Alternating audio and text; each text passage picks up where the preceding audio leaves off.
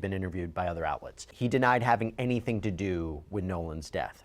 On the Officer Tatum show, he said that Nolan's mom got on TV, claimed she didn't know him, and he said that couldn't be further from the truth, that he and Nolan met in the 9th grade, that Nolan was his best friend, that their friend group is mixed race, so that kind of is going against the narrative that race had something to do with what happened to Nolan.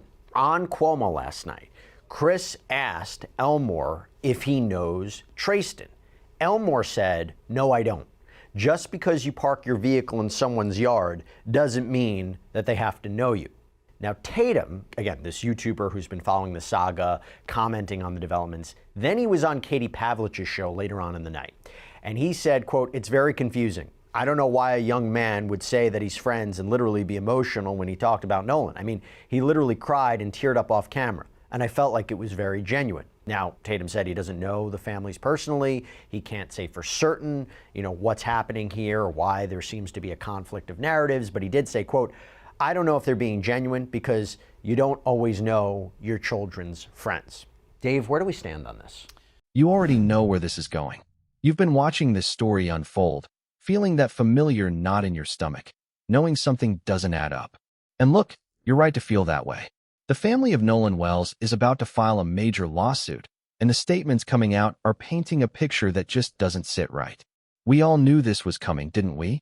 When the official narrative starts crumbling and the powerful start circling the wagons, that's when you know the real story is buried somewhere underneath all the noise. Here's the thing, though. Last night, Nolan's parents sat down with Chris Cuomo, and the things they said should make every single person watching this question everything they've been told. Christine and Elmore Wells, alongside their attorney Ben Crump, are not backing down. And when Elmore was asked if he knows this friend of Nolan's, this Tristan Shepard character who's been all over social media crying about how close they were, you know what he said? He said, "No, I don't. Just because you park your vehicle in someone's yard doesn't mean they have to know you."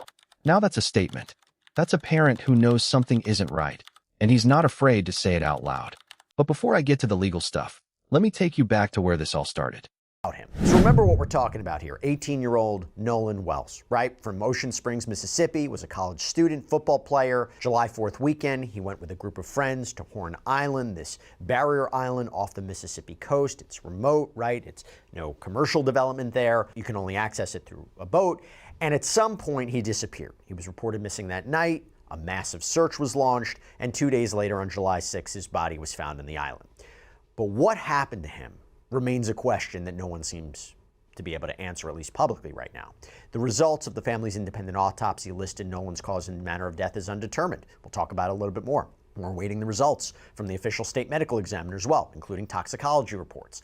The family is conducting their own investigation, led by July 4th weekend, Horn Island, Mississippi, remote. No commercial development. You can only get there by boat. Nolan Wells, 18 years old, college student, football player, goes out with a group of friends to celebrate. And then he disappears. 2 days later, they find his body. And the family's independent autopsy? Inconclusive. The official state medical examiner hasn't released their findings yet, including toxicology. I say, well, it's reported that if that's a false statement, you own it just as if you had said it originally. I'm glad to have you here because this autopsy, I think, is going to be key. It was, I think, last week when Ben Crump held that press conference, talked about the findings of the independent autopsy, how they were limited because of the condition of Nolan's body. The body that was handed over to them was missing portions of the throat and neck because of the work that was done by the state medical examiner. Now, it is important to note that's not unusual. That can happen. It seems that they are testing, right? They're testing for trauma. They're testing for drowning. Talk to me about what we can expect from the state medical examiner, the toxicology report. If they take those components, does that signify to you that they are going to have an answer as to what happened to Nolan, or considering this was in, looks like in the water, decomposition, they might not have the full answers? They are going above and beyond to try to get as conclusive answers as possible.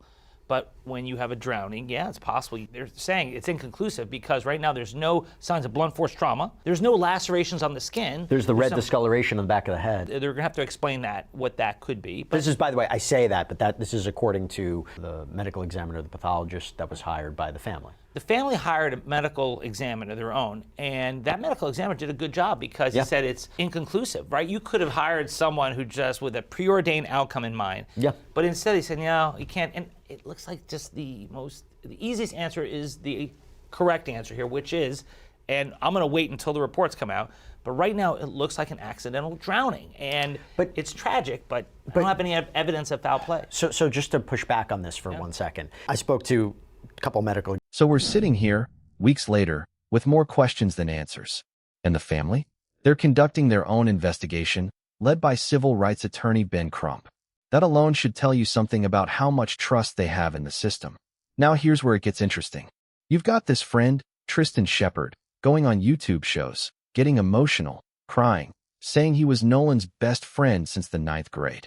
He's denying any involvement, saying the friend group is mixed race, trying to push back against any narrative that suggests racism played a role. But then you've got Nolan's father saying he doesn't know the guy. And look, maybe parents don't know all their kids' friends. Well, it's true that parents may not know their children's friends. There's been a dispute here amongst the family and the friends. You remember there were reports that the family tried to get Nolan's belongings, keys from the friends, and then according to reports, the family, the parents, I think it was the father or the mother, I believe it was the father, complained that one of the friends was indifferent to giving him Nolan's keys that were left behind. And then there's the issue of why did the friends have Nolan's phone? Well, that to me is easily answerable because you don't take your phone into the water with you. So from the beginning, there has been this type of tension between the family and the friends. But if you look at this from the big picture, there's still no evidence that there's any foul play. That's possible. But isn't it strange that the family is so adamant about this? And then there's the other friend, Warren Hudson, who's also been doing interviews. No lawyer next to him. Statements free-flowing. My question, legal question, and then I'll talk about the phone in a second because it was a part of the interview where Ben Crump talked about the phone. If you are going to do interviews, if you're going to go put out a narrative, that could expose you to potential jeopardy, whatever you say, legal jeopardy. The other way of looking at it is if you really didn't do anything and you really had nothing to hide and you wouldn't do these interviews. So I'm just curious, like the fact that they're doing the interviews, him, Warren Hudson, does that suggest to you maybe they had absolutely nothing to do with this? There's no connection here. They're telling the complete truth. They seem credible to me because they're not doing this with a lawyer next to them. Their statements are free-flowing. They seem like they're speaking because they actually had a fondness for Nolan. They were very close friends, and they don't like the narrative being put out there that they're this racist group who wanted to kill someone who they loved. And so, or indifferent to what happened to him by leaving him behind. Or indifferent. Well, the reports were that the reason why Nolan didn't get into the boat was because the boat was taking on water. And also there was the girl who apparently Nolan was talking to. This happens. You're there with a group of friends taking multiple boats, and to some people, that makes them look credible. To me, I need you to stay with me here. I've seen enough of these cases to know that sometimes the ones who talk the loudest are the ones with the most to hide. And here's the question nobody's asking. Why are they so desperate to control the narrative if they have nothing to worry about? Let's talk about the phone. And if one boat is leaving and taking on water, you can easily say, well, I'll just go on another boat. Let's talk about the phone for a second. So Ben Crump, again, he was on with Cuomo, talked about the phone. So there's a whole lot of talk out there about whether Nolan reportedly left his phone behind, why did he do it, whether any data was deleted from it. Now, Nolan's purported friend Warren Hudson told Brandon Tatum on this YouTube show, there was no reason for us to get on Nolan's phone. No one touched Nolan's phone. If none of us had touched Nolan's phone, then, there's no reason for anything to be deleted. Ben Crump said to Cuomo last night, quote, his mother called his phone repeatedly with no answer. That raises questions. That's all we want to get to is answers. If that's true, that's interesting, right? Because wouldn't the friends pick up the phone? Possibly. And I know Ben Crump is an honorable person, and I understand why the family and Ben Crump and Reverend Al Sharpton are concerned about the lack of transparency. But the fact that no one picked up the phone is not in itself evidence of foul play. That phone was apparently on the boat without Nolan, and it could have rang, it could have been on silent mode, and people may have not have known that the phone was ringing. And also, we don't know the facts. Like the family had said that Nolan's videos and pictures were missing, and that is suspicious, but there's no proof of that. We don't know that for sure. Because this is where things get really suspicious. Nolan's mother called his phone repeatedly after he went missing. No answer. No one picked up. Ben Crump pointed this out on Cuomo's show, and he's right to raise questions. If his friends had his phone, why wouldn't they answer? Why wouldn't they say, "Hey, Nolan left his phone here. We're looking for him"? That doesn't make sense. Unless, and I'm just saying this out loud, unless there's a reason they didn't want to answer that call. The friends say no one touched Nolan's phone. Warren Hudson told Brandon Tatum that there was no reason for them to get on it. But if that's true, then why are subpoenas being filed for records from TikTok, Snapchat, WhatsApp, Meta, Life 360? The family is going after everything. Sure. So we talked about this yesterday. I'm going to bring it up again. Nolan's mother, Christine, has appeared to file these subpoenas for all these records from TikTok, Snapchat, WhatsApp, Meta, Life 360. And they're part of this legal case regarding the estate of Nolan Wells. She appears to be the administrator. And these subpoenas are seeking account information, subscriber information, usernames, phone numbers, IP addresses, communications, photos. How important is all of that? What answers could they get from subpoenaing these records? And by the way, is there any legal argument? Is there any legal mechanism by which these companies would refuse to hand over this information? Some of those companies will say you have to give us a subpoena from a law enforcement agency to get it. But other companies may say, well, if it's any request for documents or request for videos from a lawyer in a civil lawsuit, including a subpoena, that could suffice. Do you have to file a lawsuit first? If you want to submit a subpoena, yeah, you're going to have to. Or in anticipation of litigation. You can do a letter, what's called a preservation letter. Right. And then it's up to the companies to preserve it. And if they don't, they could be in trouble if there's a later lawsuit. They've been warned, and now they're destroying potential evidence. But there's more heft behind it if it's a criminal investigation than if it's a private lawyer involved. But even if you get this information, one way or another, it's not necessarily a smoking gun, but it would help determine whether there were videos that could be incriminating that were deleted. And that's why I'm not as concerned with this dispute over whether videos were deleted or not, whether Nolan's phone was wiped or not, because that can be easily determined. All it takes is the metadata. Account information, subscriber info, phone numbers, IP addresses, communications, photos. They're not playing around. They want answers, and they're willing to go through the courts to get them. And this is the part nobody talks about. The preservation notices. The family has sent notices to everyone, and I mean everyone, including a judge whose son was reportedly with Nolan that day. Ashley Cole, a judge, got a preservation letter. Stored in the cloud. It's not like we're in the 1970s anymore. So I am curious if we're getting closer to a potential lawsuit. I mentioned that, but then we have a new development. It was reported by People magazine that a preservation notice, which you just mentioned, a notice to preserve evidence, was sent by Nolan's family to the families of Nolan's friends and different investigative bodies or agencies.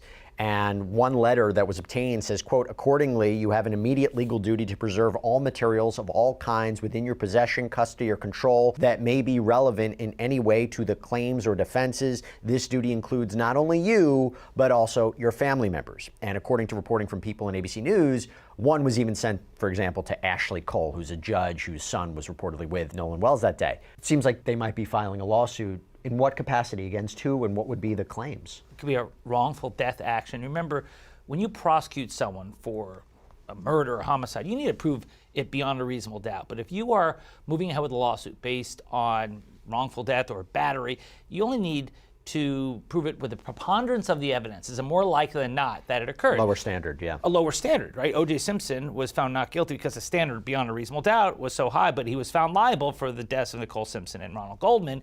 Lower standard.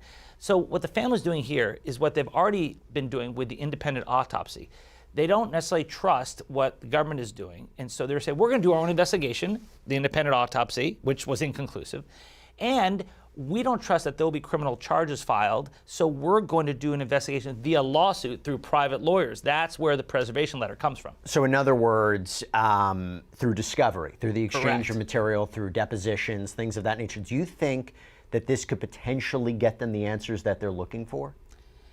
I think they're going to get the answers from the criminal investigation, because the criminal investigation is just not being super transparent. That's kind of normal, though, with criminal investigations. And the DA said they're going to produce things once they vet it through a grand jury. They're going to take the information to a grand jury, and then they'll release the autopsy, the toxicology report. All these things are relevant. So once the investigation is closed, then everyone will see it. If there is a case, then everyone will see it too. So I think that they're just making sure that all the T's are crossed and I's are Think about that for a second. The family is casting a wide net because they don't trust what the official investigation is turning up. They're preparing for a wrongful death lawsuit. And you know what? Good for them. Because when the system fails you, when the authorities are keeping things close to the vest and not being transparent, what else are you supposed to do? You do what they don't want you to do. You fight back. You use the legal system the way it was meant to be used, to force accountability. Now we have Bart Edmondson Jr. One of the other legal developments is you have this apparent friend of Nolan Wells, Bart Edmondson Jr. And apparently he has gotten caught in the crossfire by some online sleuths. Some have speculated that he had a connection with this young woman that Dave and I were talking about before, the one that Nolan was purportedly talking to, maybe stayed on the island with, that they were romantically linked. His attorney, yes, he has an attorney, says that is not true. That is not the young lady. And that is the point.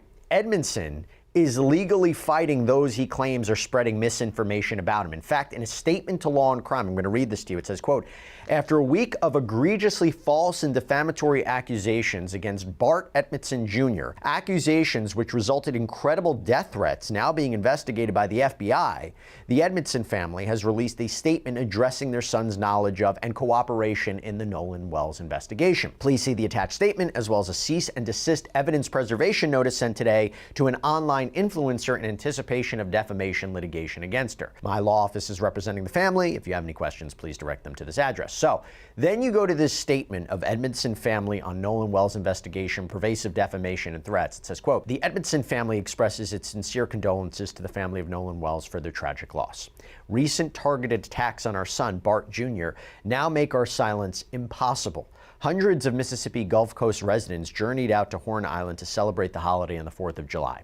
Home from college, Bart Jr. was among them. He piloted his own boat to Horn Island and piloted his own boat home. When a nearby boat suffered a mechanical malfunction on the afternoon of the 4th, which is what we were just talking about before, Bart Jr. gave advice and direct aid to the distressed vessel. As part of this, he boarded the distressed vessel, removed its transom plug, got back onto his boat, and towed the distressed vessel for a short distance. These actions allowed water that had accumulated on the distressed vessel to drain.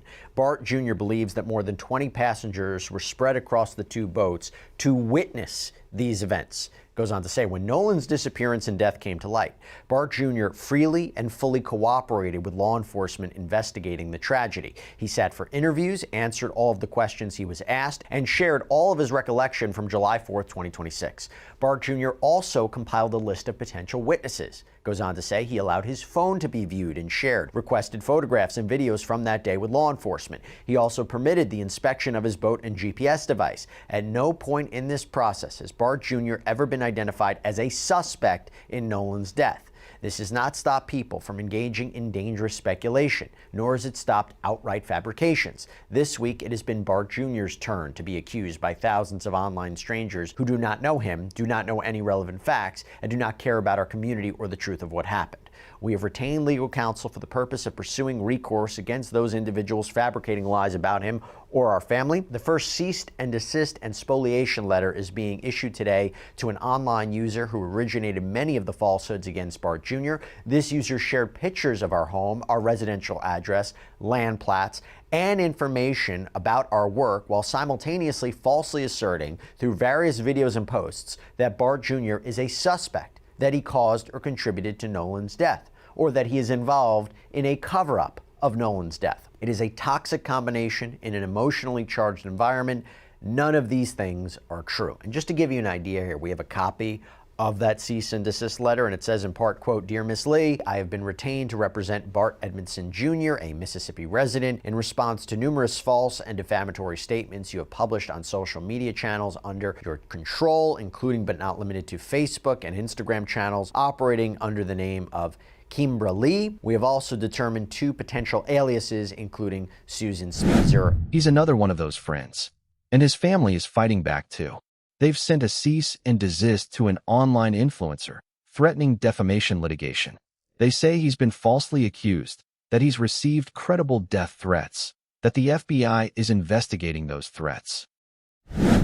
From a legal point of view, and this is one of those cases that has taken on a life of its own, there's a lot of online commentators, a lot of theories, a lot of speculation. You know, and I'll get into it now because you think about the potential harassment here, right? People have a lot of passion about this, understandably so, but people allegedly making threats. Aside from the one who I just mentioned, it was reported that another friend got threats, that the mom of one of the young men out there, I'm talking about Ashley Cole, has been receiving threats. They say Bart Jr. piloted his own boat to Horn Island, that he helped tow a distressed vessel, that he's cooperated fully with law enforcement.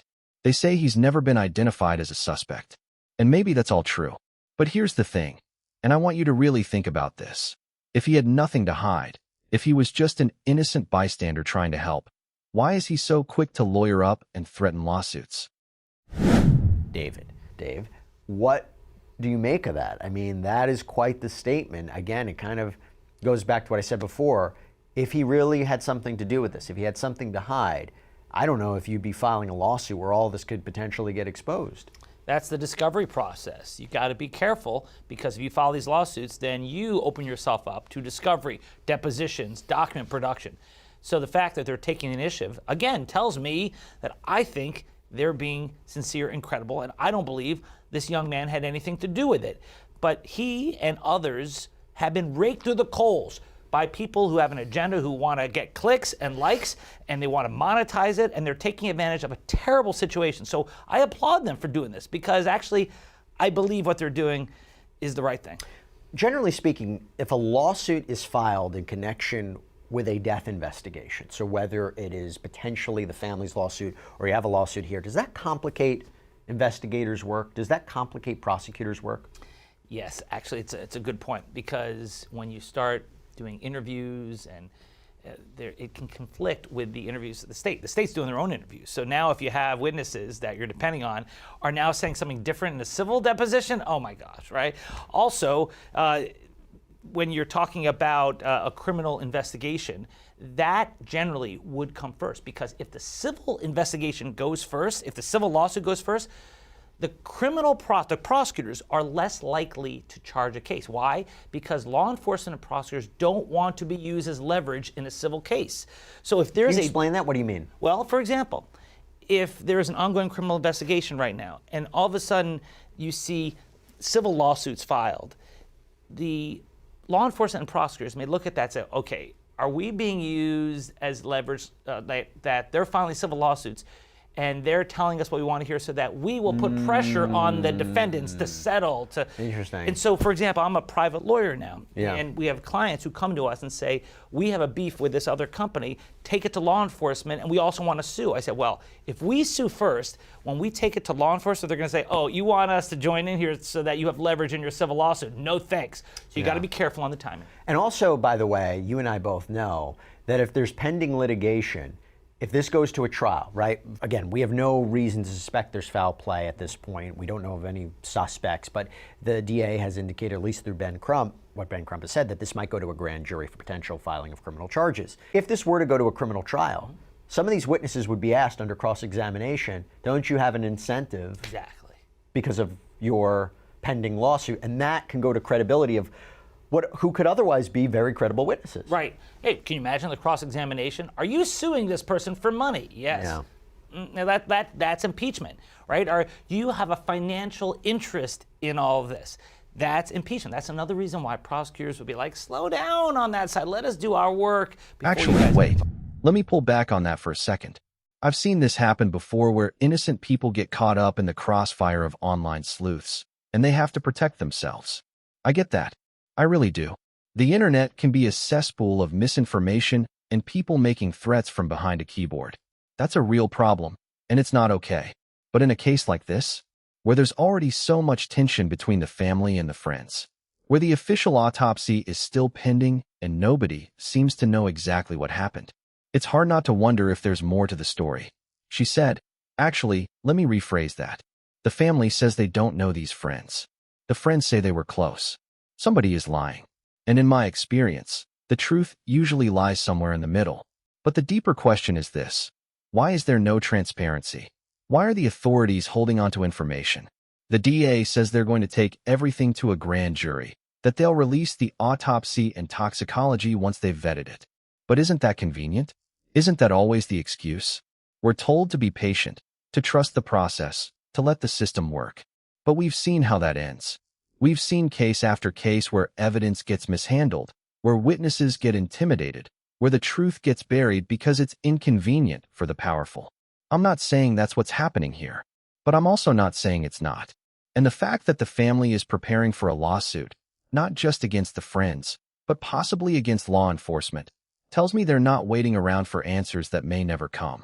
You know, just like I know, that when a family hires Ben Crump and starts issuing preservation letters and subpoenas, they're not playing games. They're gathering evidence because they're scared. Scared that the official investigation won't deliver justice. Scared that their son's death will be swept under the rug.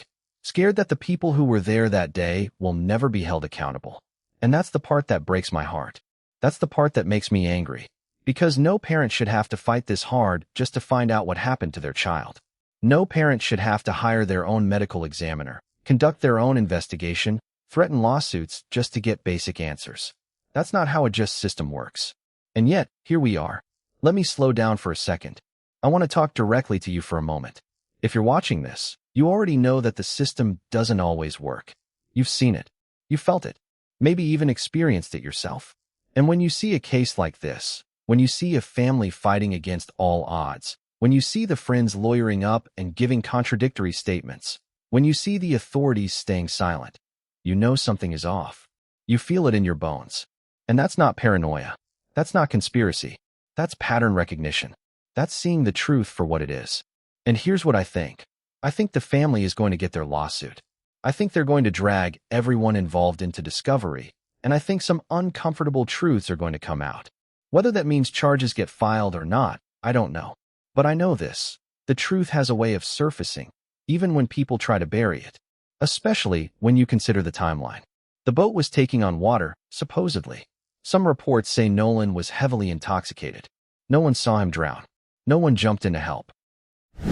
So just to push back on this for 1 second, I spoke to a couple medical examiners about this. First of all, they all say the work of Dr. Mitchell was great. But it could be two different things. One could be from decomposition, the red disc, or it could actually be a blunt force injury of some kind because the body won't bruise like that after death. So two different ways to look at it. Now, I want to jump on something you just said. Even if it was accidental drowning, and I talked about yesterday, there's reports that he might have been heavily intoxicated. No one saw anything? All those people. No one saw anything, no one helped to jump in. That's the part that I'm stuck on. Isn't it just as crazy to have all those people there and not one person sees an attack, an act of physical violence against someone who apparently was popular amongst the whole group? Not one video, no one has alleged a thing. Unless law enforcement has all that information, they're just not releasing it yet. Unless they're like, we have multiple statements about an attack. We have multiple people who saw Nolan drowning. But would they release it now to try to quiet the hysteria? Or they say, look, we can't yet because the investigation's going on. That's where I say, in a case like this, when there's so many conspiracy theories, that they should be more transparent. Sure. But the fact is that people can't keep secrets, right? Mark Twain said 2 people can keep a secret if one of them is dead. If this were the case, if people had seen something, you'd think that it would have gotten out. So it looks like that he drowned in an area where people weren't looking or no one noticed it, sadly. But if there was an attack, violence, where it's multiple combatant action, yes, someone would have seen, heard something, even recorded it. That to me makes it impossible that that actually happened. That's why I think that there was an accidental drowning. Now, could someone have been involved and pushed him over or something? I don't know, but that's what I'm hoping, that this autopsy and the toxicology report. And now we're supposed to believe it was just a tragic accident? That's the narrative they want you to accept. That's the easy answer. But we all know that the easy answer is rarely the true answer. And the fact that the family is pushing back so hard, the fact that they're subpoenaing records and threatening lawsuits, that tells me they know something isn't right. They know it in their gut. And we know it too. We've seen this movie before. We've seen the cover-ups. We've seen the lies. And we're tired of it. So let me leave you with this. Nolan Wells is dead. His family is grieving. And instead of getting answers, they're getting legal battles. Instead of transparency, they're getting silence. And it's not fair. It's not right. And someone, somewhere, knows more than they're telling. Someone on that island knows what happened to that young man. And they're not talking. And I want to know why. I want to know why there are no videos. I want to know why the phone wasn't answered. I want to know why the family doesn't know these so-called friends. I want to know what the official autopsy will say. I want to know why the authorities aren't being more transparent. I want to know who's lying. You know, just like I know, that the truth is out there. It's buried in those subpoenas. It's in the metadata of those phones. It's in the memories of the people who were there that day. And I'm not going to stop asking questions until we get some answers. And neither should you. Because this isn't just about one case. This is about a system that protects the powerful and silences the weak. This is about a culture that values convenience over justice. This is about a media that would rather run a story about a dispute over phones than investigate what really happened on that island. And I'm not going to let that slide. And I don't think you will either. So here's my question to you. What do you think happened to Nolan Wells? Do you believe it was an accident? Or do you think there's more to this story? Leave a comment. Let me know. Because if we're going to get to the bottom of this, we need to do it together. We need to keep asking questions. We need to keep pushing. And we need to keep demanding answers. Until we get the truth. Because we all know they don't want us to have it. But we're going to find it anyway. We're going to find it because we always do. We find it because we refuse to be silent. We find it because we refuse to be manipulated. And we find it because the truth, no matter how hard they try to bury it, always finds a way to come out. Rest in peace, Nolan. Your family deserves better. And so do we.